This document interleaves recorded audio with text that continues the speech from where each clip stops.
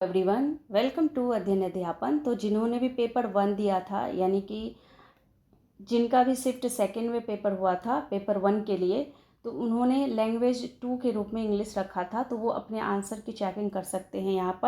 यहाँ पर जो भी मैं आंसर बता रही हूँ उस अनुसार आप देख लीजिए कि आपके कितने क्वेश्चन सही हैं।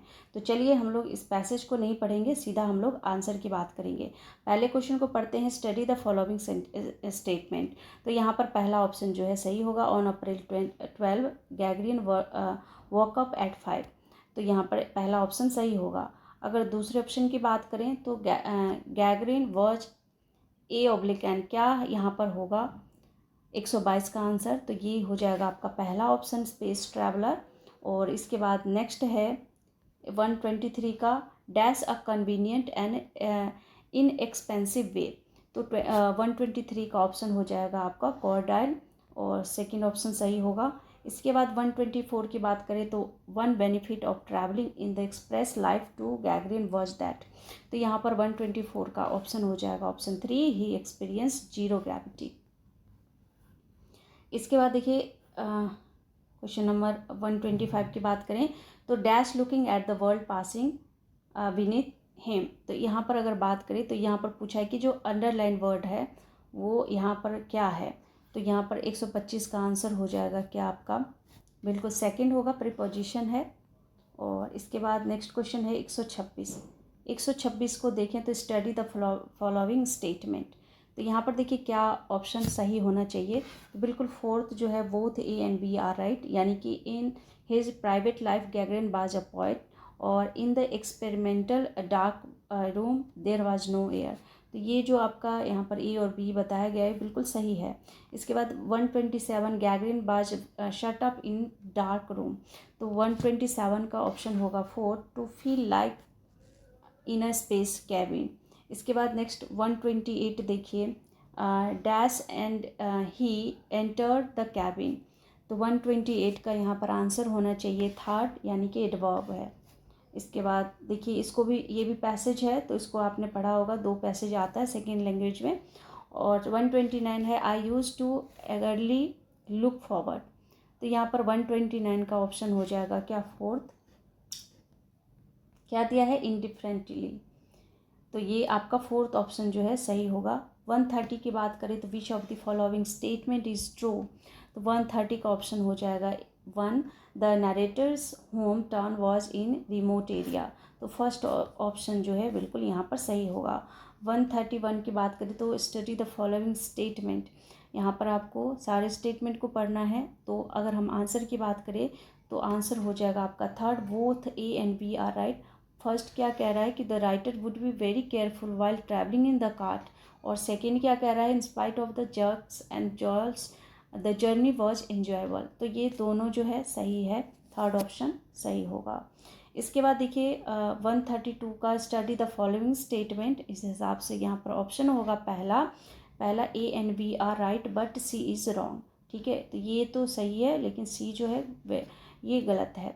इसके बाद नेक्स्ट क्वेश्चन देखिए 133, the devotees throng the air fair. और यहाँ पर अगर हम आंसर की बात करें 133 की, तो थर्ड ऑप्शन सही होगा, क्रोवर्टेड। तो ये थर्ड ऑप्शन जो है बिल्कुल सही होगा। इसके बाद 134 की बात करें तो which of the following statement is not true, कौन सा सही नहीं है। तो ये यहाँ पर ऑप्शन हो जाएगा जो सेकंड है ना आपका, most of the people visited the fair only for it market. तो ये आपका जो है सेकंड ऑप्शन सही होगा। इसके बाद अगर हम 135 की बात करें तो only a mud tract led to the village. तो यहाँ पर द अंडरलाइन वर्ड जो है वो क्या है। तो यहाँ पर मड के बारे में पूछा है, क्या है ये, नाउन है, प्रोनाउन है, एडजेक्टिव है, एडवर्ब है। तो यहाँ पर 135 का ऑप्शन आपका हो जाएगा 3, एडजेक्टिव है। इसके बाद नेक्स्ट क्वेश्चन देखिए, नेक्स्ट है 136, linguistic competence enables learners to dash. तो यहाँ पर ऑप्शन हो जाएगा third, know how and when to use the language appropriately. तो ये आपका सही हो जाएगा। इसके बाद 137, at primary level a teacher generally motivates learner for colouring and drawing.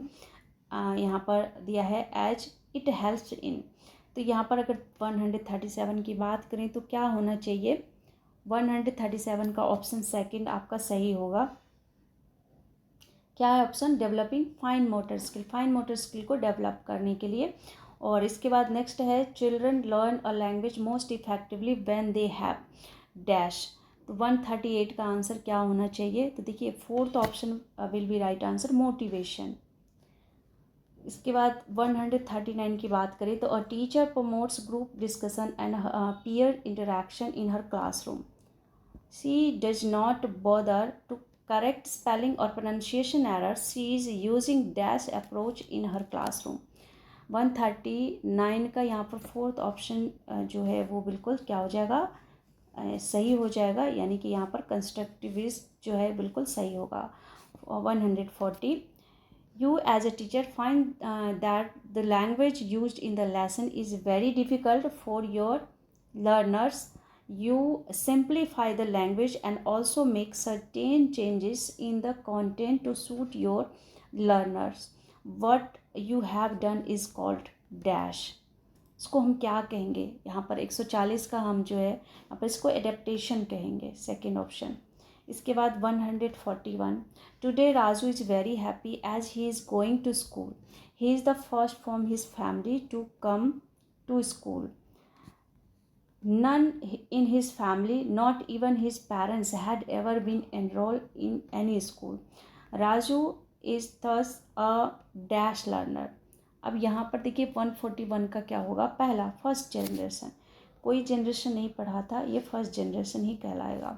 इसके बाद नेक्स्ट है कि 142, when you go to teach you find that the text book begins with rhymes and pictures, stories and ends with the alphabet. Which approach does this kind of arrangement suggest in the language pedagogy?